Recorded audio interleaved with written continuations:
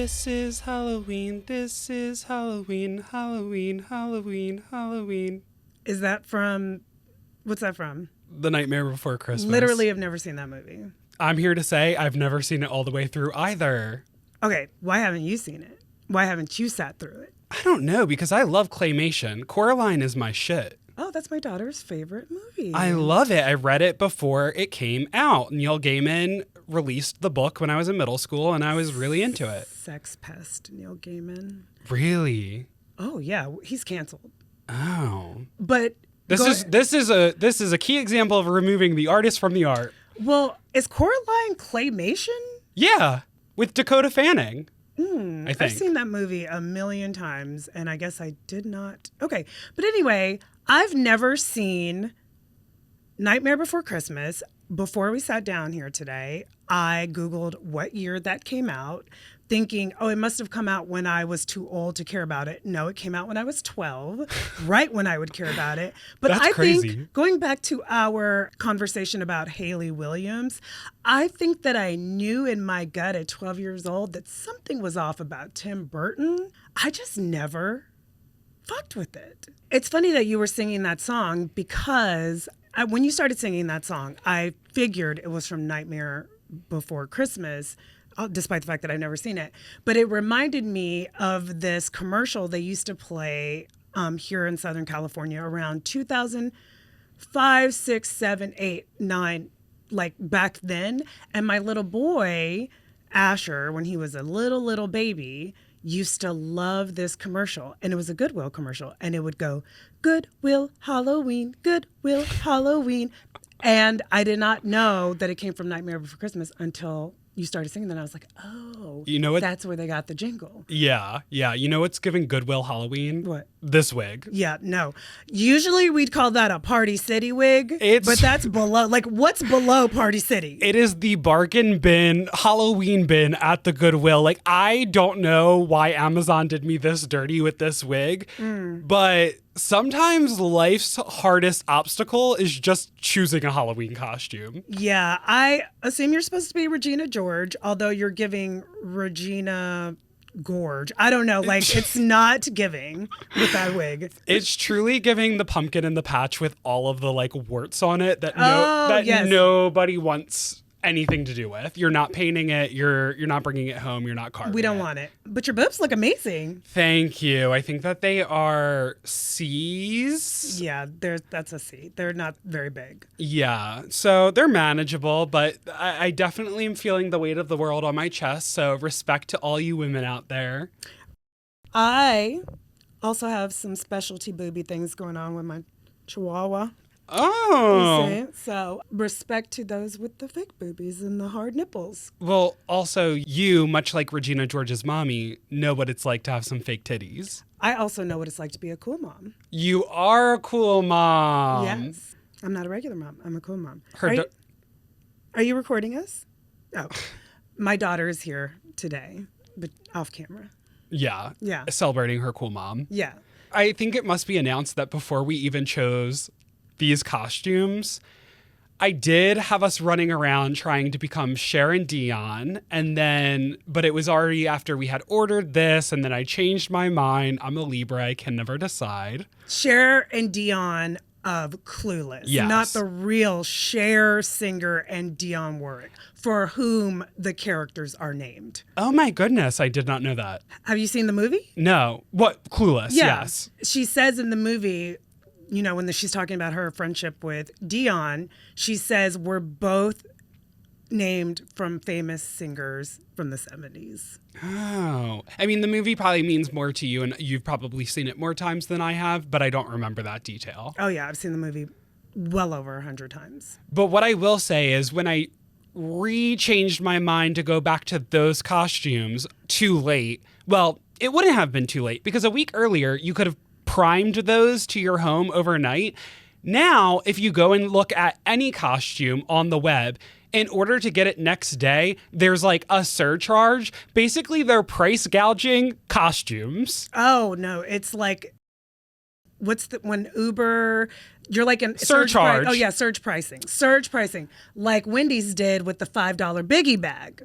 I cannot. No, they tried to do it. They were thinking about Oh, that's what it was. They were trying to do surge pricing, but they just fully jacked up the price. Yeah, I think the moment that Hoda and Jenna started talking about it on daytime TV, they walked it back. The power of Hoda and Jenna. Thank God for them. Yeah, but my $5, I've never had a $5 biggie bag. You're the one who hipped me to the concept of a $5 biggie bag from Wendy's. I drove over to Wendy's so excited about getting a $5 biggie bag. I knew exactly what I was going to get. I was going to get a junior bacon cheeseburger. I was going to get some nuggets. I drove over to my Wendy's and they literally had masking tape, whatever that, what's that tan tape called? Masking tape? Yeah, masking tape. Like that comes in blue?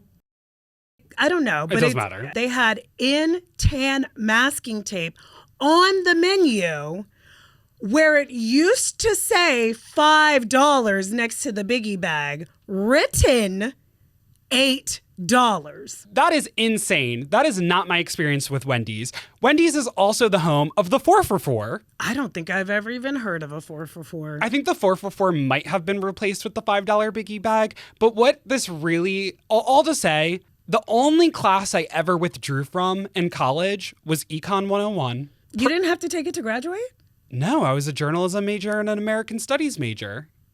I definitely had to take Econ 101 to graduate. I did. Yeah, I was in it and people were like watching B-movie. There was like it was like my only class with 200 people and like a huge lecture hall.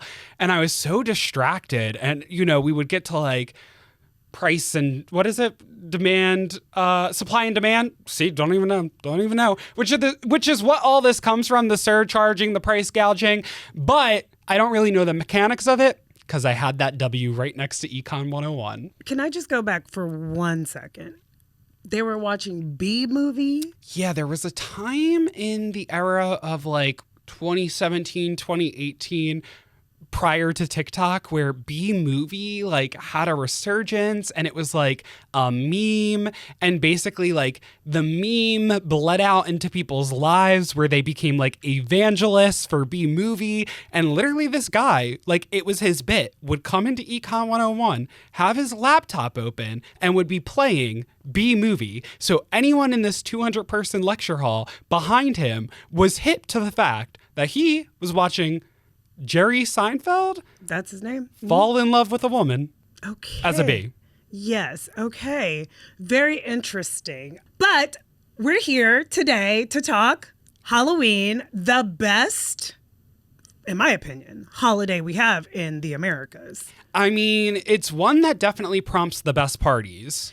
It prompts the best vibes for me. Like, I love Christmas time, even though I don't technically celebrate Christmas. I love Christmas time. Like, I love the vibe of the lights. It does something for the dopamine.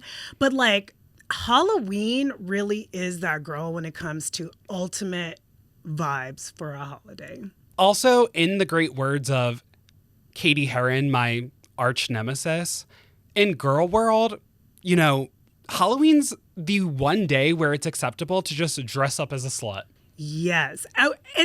It allows girls to dress up as a slut. It allows men to dress up as women. It gives straight men the ability to do drag without being dragged. True. It is like... Where's Turf in Charge J.K. Rowling going to be on Halloween? Is she going to be tweeting at J.D. Vance about him in a wig? Halloween is like the most open opportunity to do the wildest shit holiday, and I really salute it. Last Halloween, I was Troye Sivan. Yes, iconic. On his world tour with Charlie XCX. Yes. They had a joint tour during the Brat era. As Troye Sivan on stage, I was wearing a bedazzled Speedo with these chaps. And I tagged him in my story. I remember. And I received 500 plus followers overnight, mostly from Brazil. Oh, Brazilian gays or just Brazilian? I think general Brazilian gays. Oh my God. Which is a huge thing online with like singers. Like, have you ever seen like, we in Brazil love you? Like, it's like a lot of people. Yeah. Brazil goes really hard. Yeah. And they kind of go hard for Brian Taylor White. I wish I knew how to say congratulations in Portuguese. Yeah, I too don't know Portuguese, but I know that if I did, we'd probably have 500 plus new listeners overnight. So we have a task ahead of us. We need to learn Portuguese. Truly. Note to self. Or we just need to wear really slutty costumes that get people's attention. So maybe, yeah, pull that zipper down, Mom. You're a cool mom. I'm a cool mom. So speaking of Halloween, let's take it back to childhood. What do you remember about Halloween and your Halloween costumes from childhood? Well, I think in my earliest years, like in elementary school, we would have like a Halloween parade. So that was like a really exciting time. You would dress up and go to school, and then everybody would walk around the lot, and then their parents would be there taking pictures. But what was not happening was we were not having trunk or treat. Oh, yeah. That's a newer invention. It's for people who I guess don't allow their kids to go out into the neighborhood and knock on some doors, which was the staple of my childhood. Yeah, of course. You spend all night with a pillowcase collecting candy. A what now? A pillowcase. A what kind of case? Yeah, so I know that the correct way to say this word is pillow, but for me, it's like marshmallow. It's pillow. Okay, pillowcase. So you take a pillowcase and Took a pillowcase and go walked knock on- around the neighborhood. And like you'd fill the pillowcase? I mean, that was the goal. Yeah. As Yeah. best as one could. And I also grew up in a household where it was not like, you can have 3 pieces of Yeah, candy no. tonight. It's like, literally get sick on it. Yeah. What's the point of Halloween if you're going to be having your candy ration? What the hell? I also grew up in a trick or treat, go knock on the people's doors. Trunk or treat did not exist. My kids are living in a world where they get both, though. So if you're part of an organization, like my daughter does dance, the dance school will do a trunk or treat at the dance school, like in the days leading up to Halloween, but also they still do the trick-or-treating as well. Also, it just feels like a lot of pressure for a parent to do trunk or treat. Like, my car is always a mess.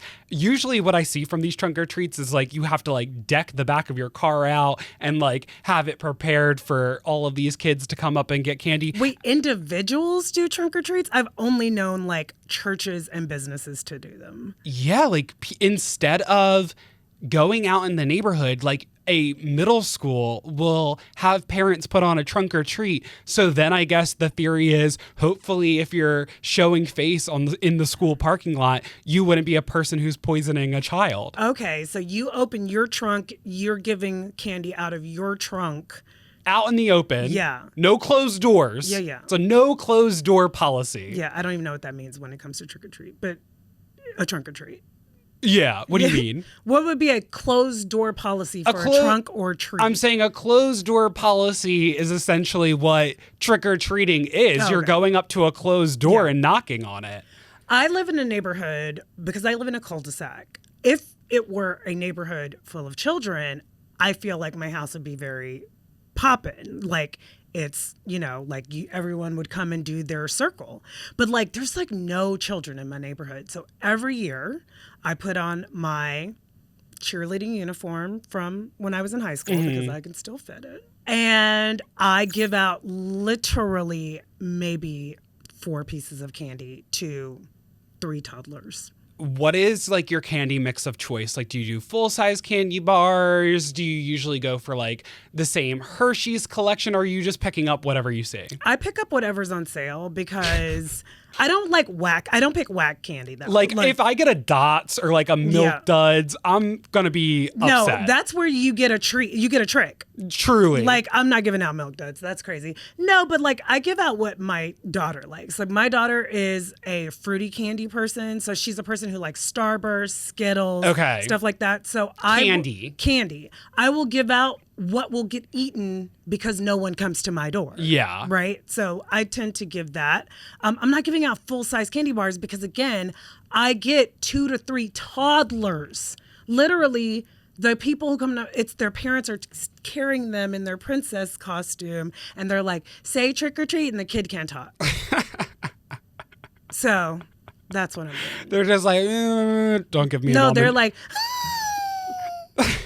And what that's really communicating is, bitch, it better not be an Almond Joy. Oh my God. Can you imagine getting a frickin' Almond Joy? Which is crazy because as a kid, that is exactly how I felt. As an adult, I'm like, no, like, please sign me up for an Almond Joy. No, thank you. Coconut chocolate. Ugh. I love it. And a Mounds? Mm-mm-mm. Well, your mounds are Literally. Wait, I can't look down or my bangs are going to make it so hard for me to see your beautiful face. So one of my most memorable Halloweens growing up was I must have been 9 or 10 or 11.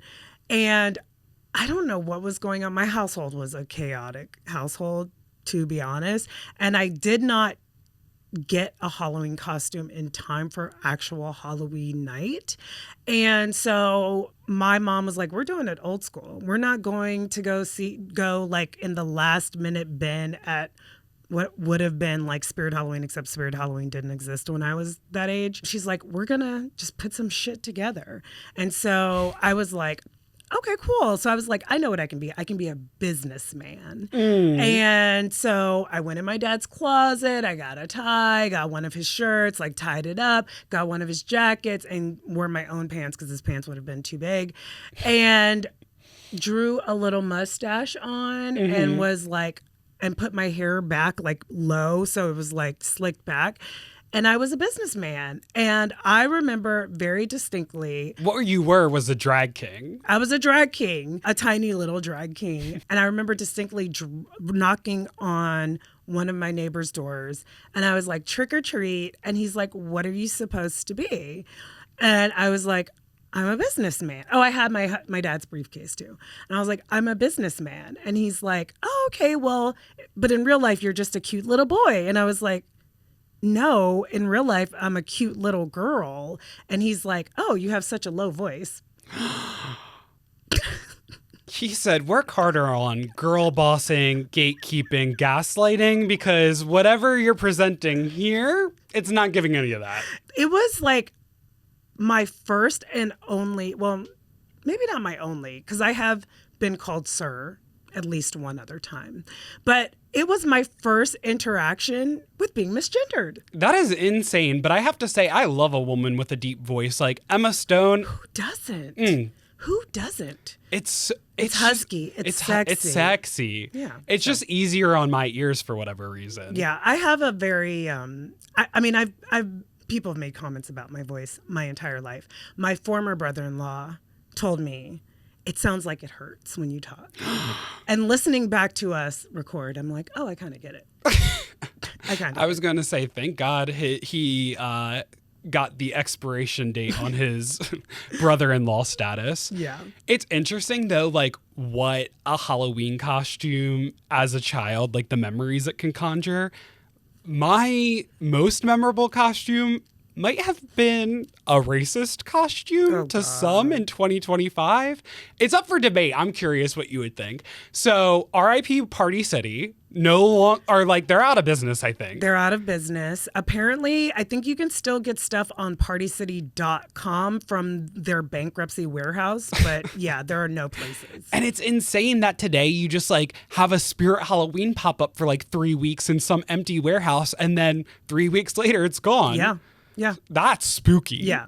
Okay, so my most memorable costume really relied on Party City. Do you remember those like political masks that they used to have for like presidential figures or presidential hopefuls like George Bush, Hillary Clinton, or Barack Obama? So in 8th grade, I was a Barack Obama fan. I just loved him. Yeah. So I wanted to be Barack Obama with this face mask. I just wore that mask over my face with just like a suit with a United States like flag pin that blinked. And I was Barack Obama. Like I wasn't like painting my hands or like painting my neck. It was just me wearing this mask, but like as a white boy.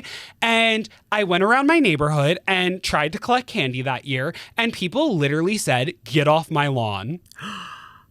Well, first of all, your costume in itself is not problematic, but that reaction is problematic. They said, get off my lawn. They did not want any association of Barack Obama in their midst, and they would refuse me candy because of my conservative town.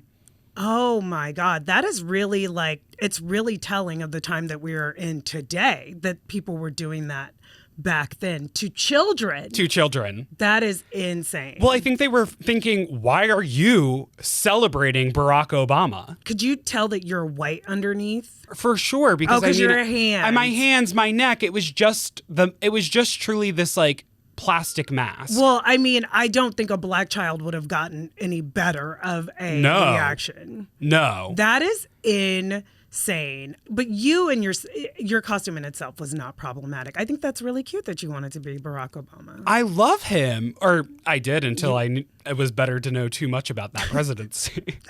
Never fall in love with your heroes. I also had a problematic costume, but in the moment, it wasn't problematic. This is really kind of a story of how times change and how, like, maybe as we become more progressive, we've become more critical of things. And so back in 2001, I would have been 20 years old. I worked at this place called Advanced PCS. It doesn't matter.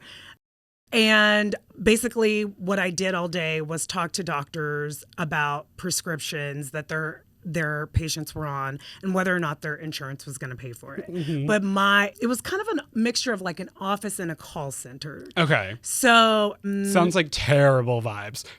Spooky vibes. Horrible vibes. One day I will tell you about the shouting match I got into with a 50-something-year-old pharmacist because she was a fucking hater. Screw you, Mavash. But we had a costume contest at the office. Okay. And so I came as a geisha. Okay. A Japanese geisha, which consists of painting your face white. Yes. Like kabuki theater white, right? It could have also consisted of you painting your teeth black because that was a thing. Painting your teeth black? Yes, so I watched this amazing Netflix animated series called Blue Eye Samurai. Okay. And during this time period of like geishas, some people in upward mobility women would paint their teeth black as a sign of, I don't know, wealth or like status. I mean, when I think of black teeth, I think of meth heads. So I definitely do not think of wealth. But very, very interesting. But yeah, so like I had I don't know what the correct term for the dress is. It's not a kimono, but like the Japanese dress, the white face, like the sticks in the hair with like a little bun. It was a really beautiful costume, and I did a really good job on my makeup. It looked very real geisha, authentic geisha. I got second place. I got beat out by someone playing Foxy Cleopatra.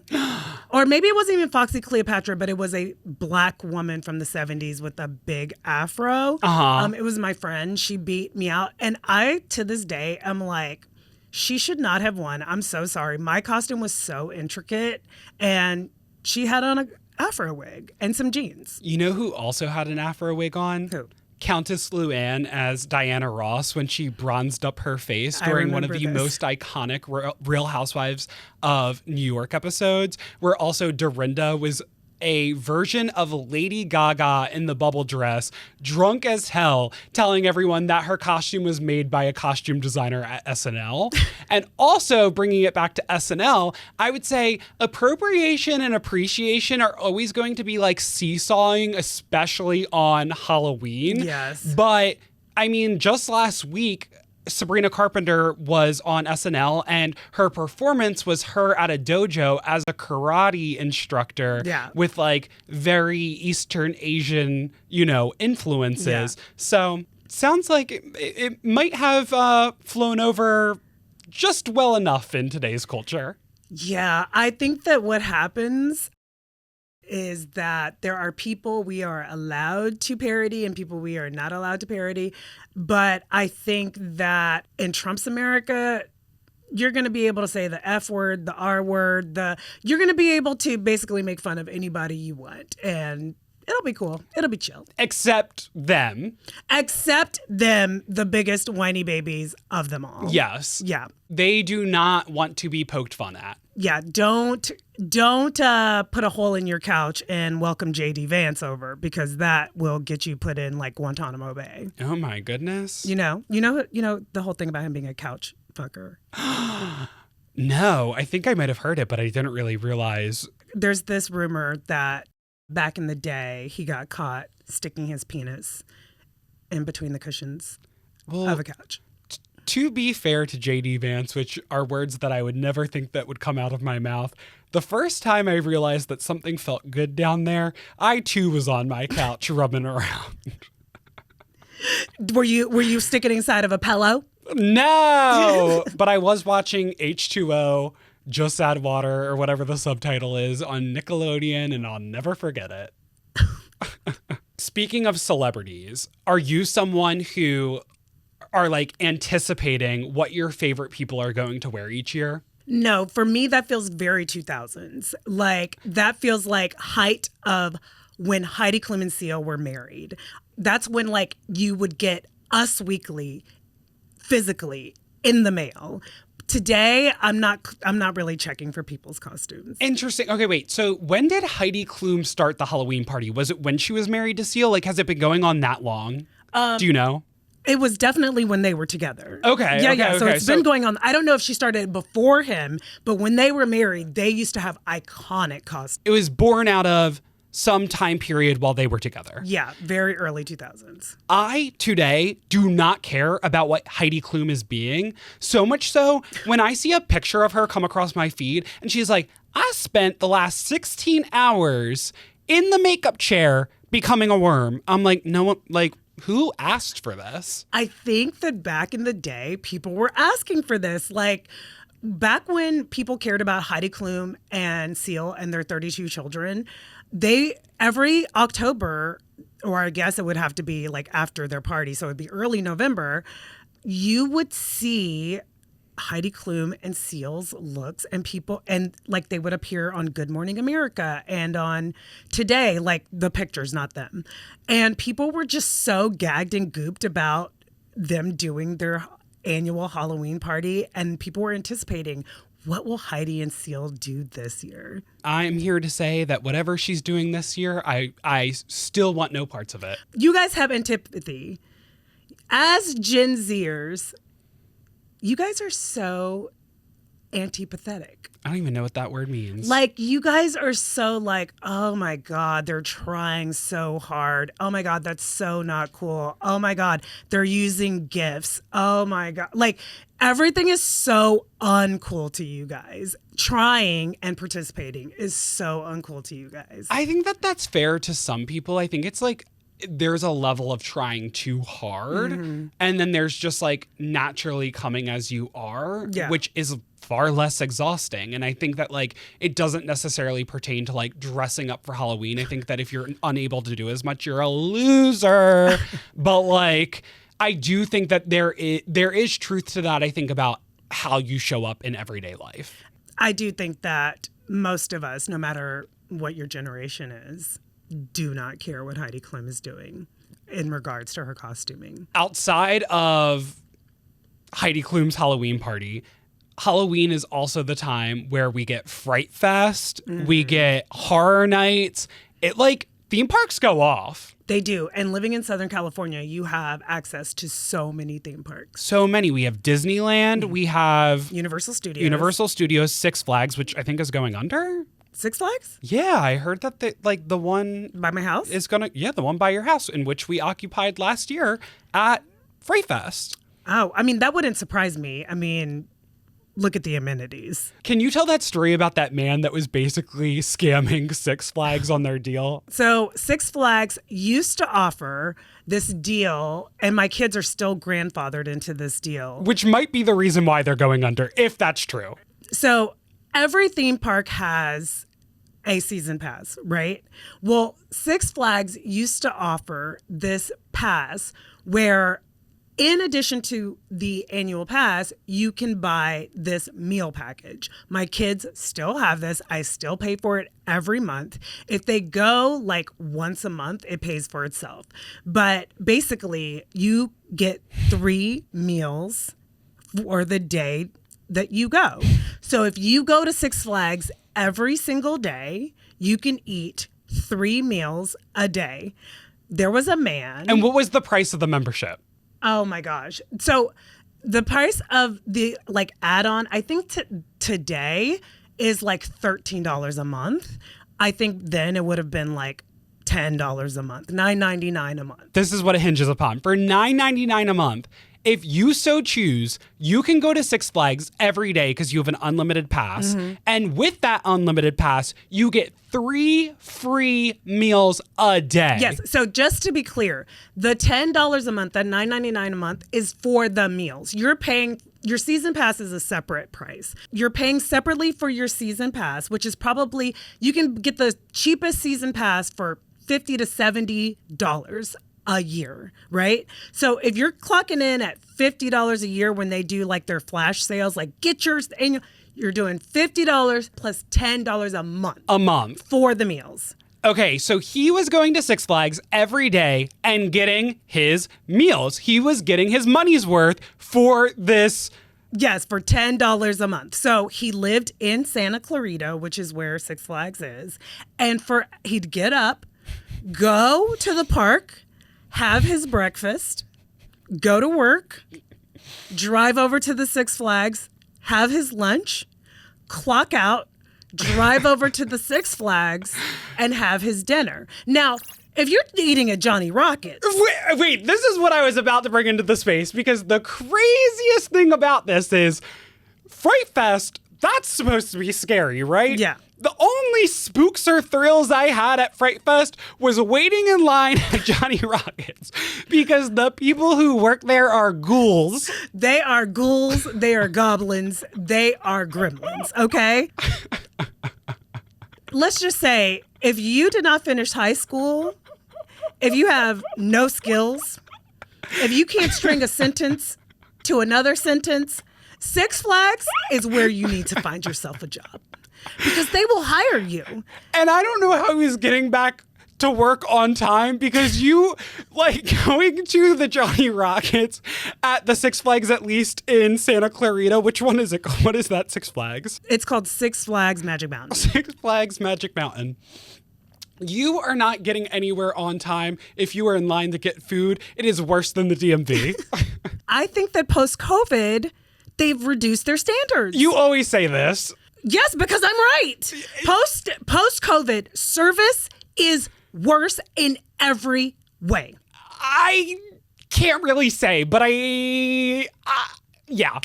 And I think that post-COVID, people came knocking on Six Flags door. They were like, we need a job. They were like, we will take your warm body. Because that's all it's giving is a warm body. Truly, they were like, okay, so, across the way from Johnny Rockets, that's going to be the Stranger Things exhibit that people can walk through.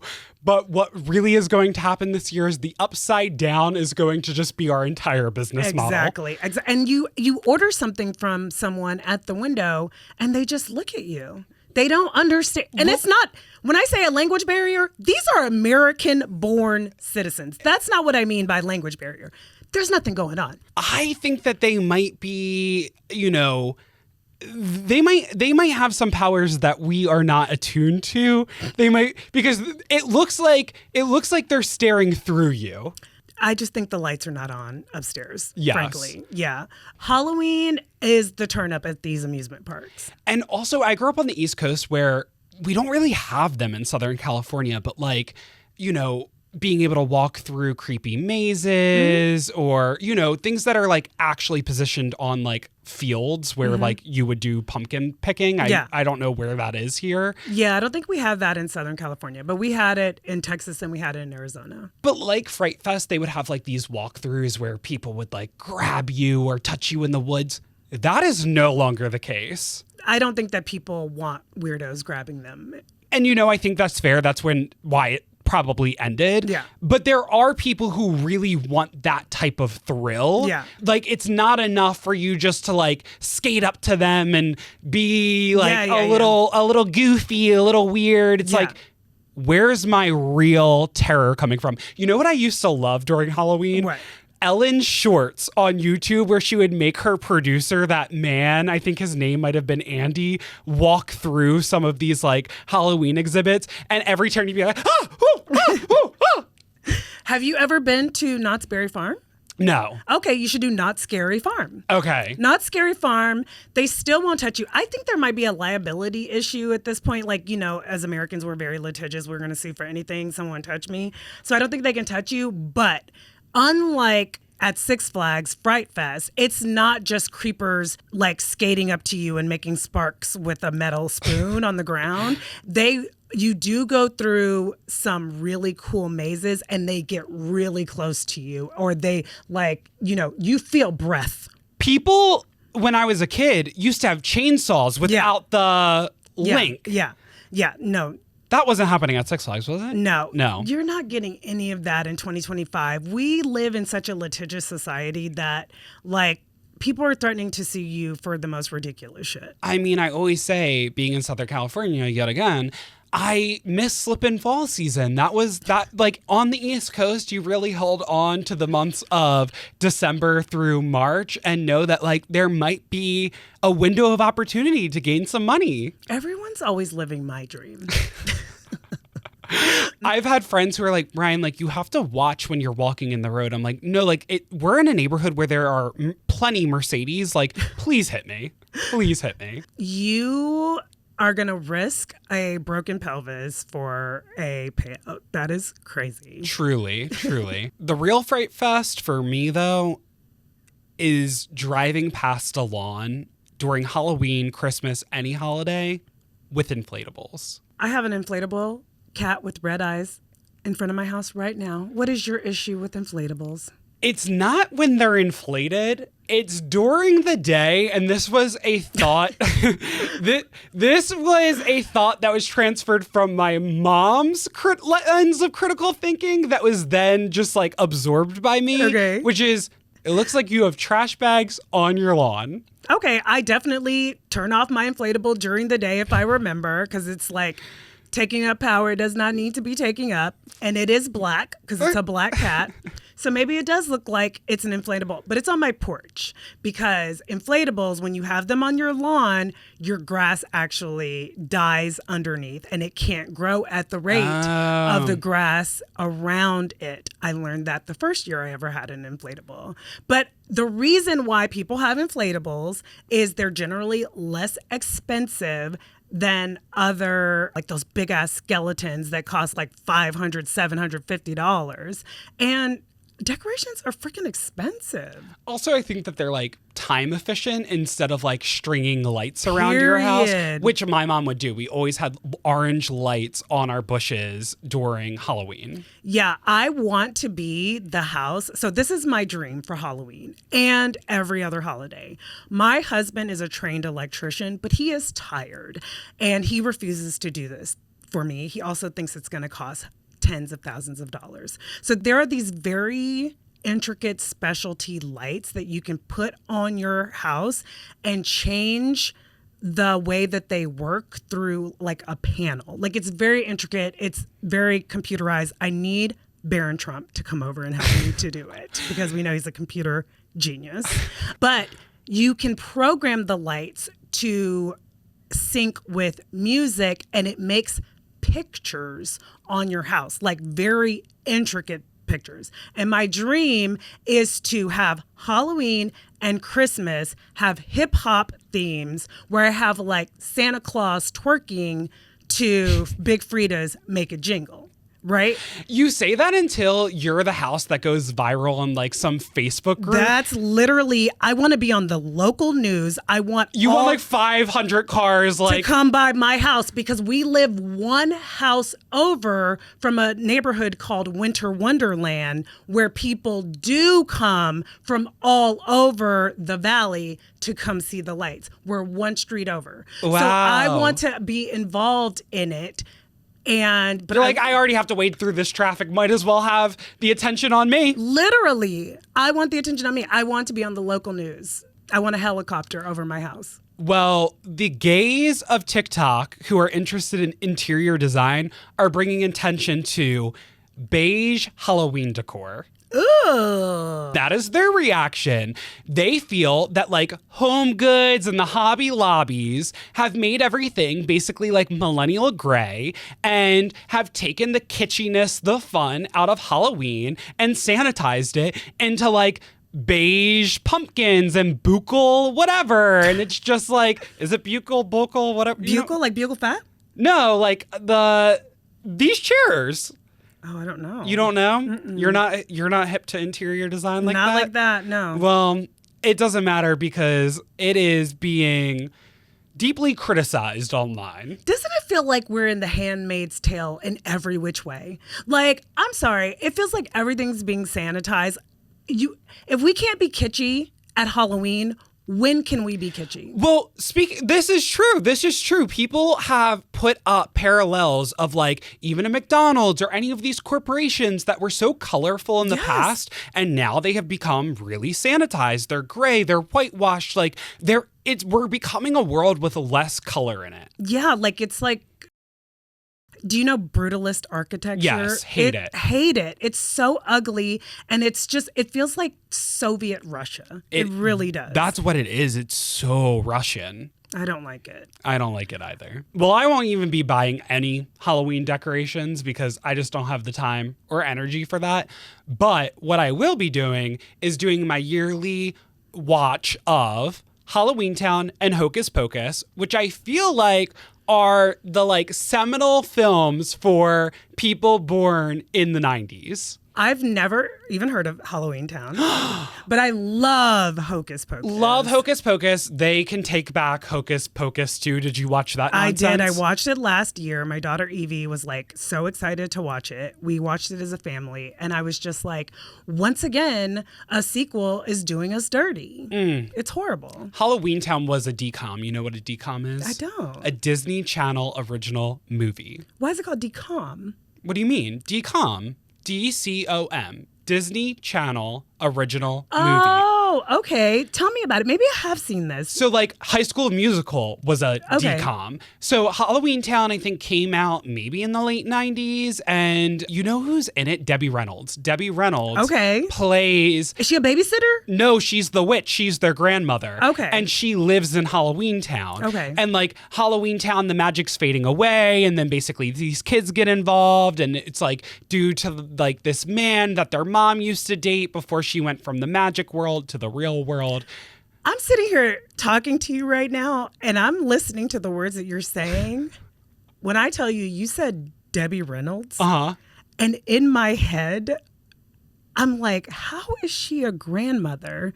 Because I'm thinking Debbie Ryan. Oh my God, because that's your reference point for Disney. I'm like, how is she a grandmother? Because you know why she was a grandmother? If she were a grandmother, she would have pulled that off because she was going to march into the president of Disney's office and she was going to make history, which you probably don't know about that sound on TikTok, but it's iconic. It's her like at 16 being like, how Jessie came to be. She's like, I marched into the president of Disney's office and I said, we're going to make history.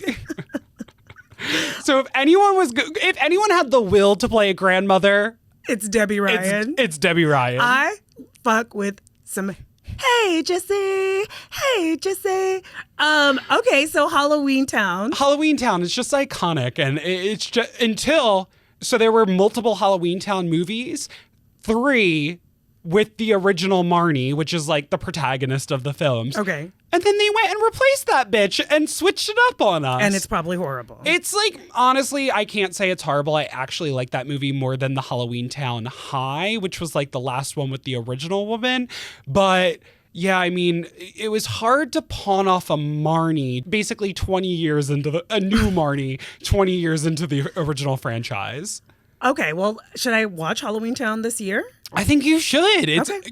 Like log into Disney Plus, get situated. I no longer have Disney Plus. I canceled it during the Kimmel the Kimmel days, and I never got it back. You're better than me. I was watching the live action, as previously mentioned on this podcast, Lilo and Stitch at that time. Oh my God. The revolution will not be televised, but you will have the TV on anyway. So I previously mentioned goblins, ghouls, and gremlins. Mm-hmm. But you know who are the biggest goblin, ghouls, and gremlins? It's our government.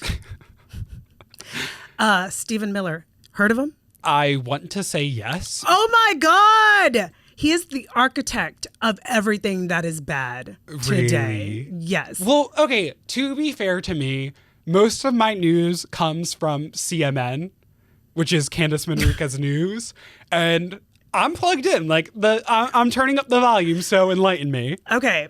I'm not going to give you the whole biography of Stephen Miller because I don't want to focus on him specifically right now. But what you need to know is Stephen Miller has been in Trump's camp from the beginning. He is only about like the days of him like descending from the elevator. Yeah, he's probably a few months post that, like the beginnings of the campaign, 2016.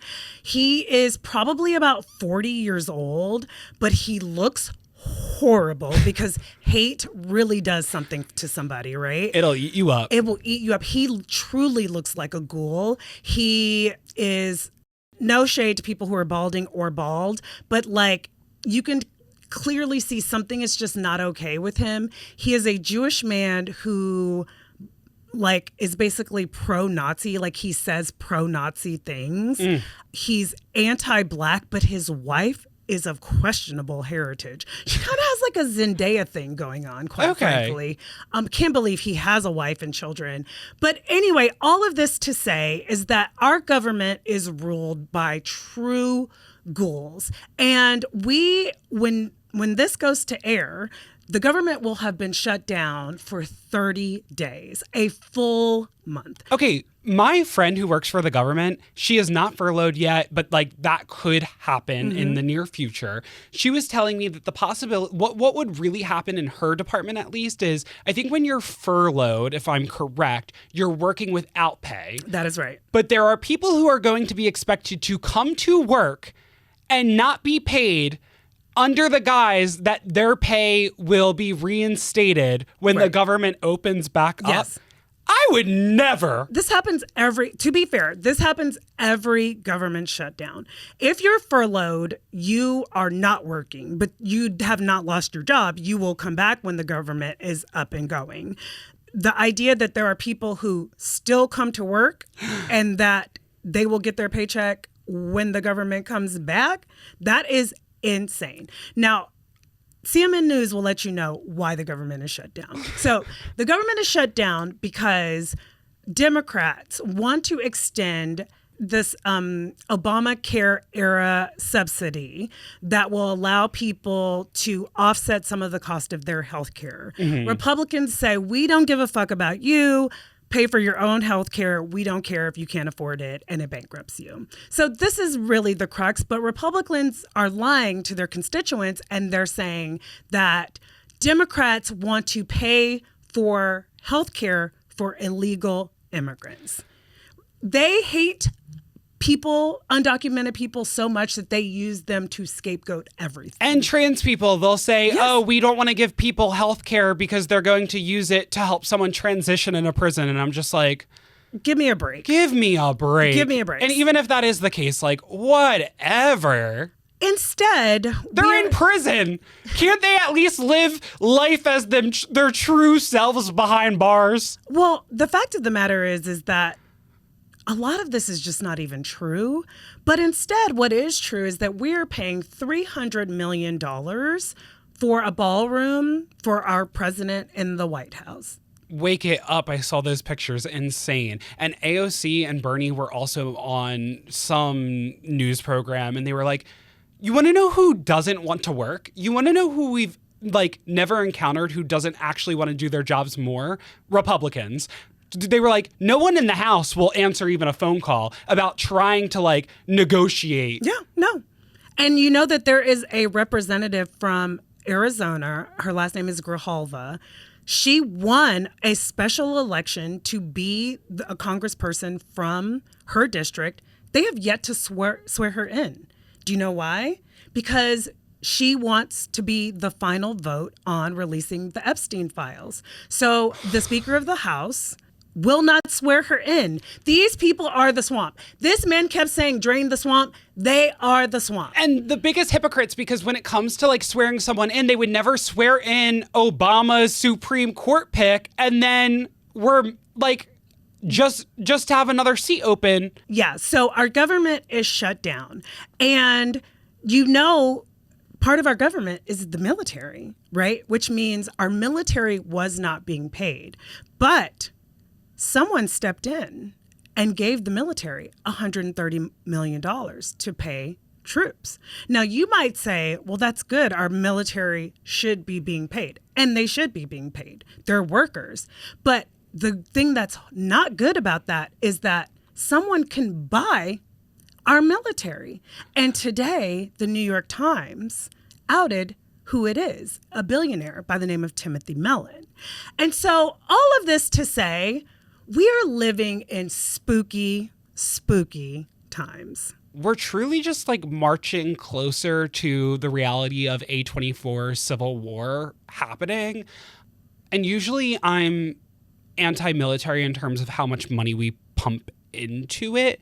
But right now I'm truly plugged into Boots on Netflix, which is about a gay Marine enlisting in like the early aughts or maybe even prior to that. Mm-hmm. And so I will just say I have a newfound appreciation for our troops. I have an appreciation for workers and workers' rights, and the government shutdown. When I was a journalist, I covered many of them and how they affect government workers. And our troops should be being paid. All of our government workers should be being paid. But we are truly bought by the billionaire class at this point. Going back to the ballroom of it all, the American people are actually not footing the bill for that ballroom to the tune of $300 million because Donald Trump has already fundraised to build that ballroom. And you might think, maybe that's a good thing because taxpayer dollars shouldn't be going to a new golden ballroom for this narcissistic president. And you know what? It shouldn't be. But again, donors now control America. Our government is bought. We are like Russia. So I'll just say this Halloween, things are quite scary. And nothing's scarier than Trump's decorating ability. So I truly, if you want gold and gaudy, have fun in that ballroom. Millennial gray, beige, or gold and gaudy. Take your pick. Take your pick. Trick or treat. Happy Halloween.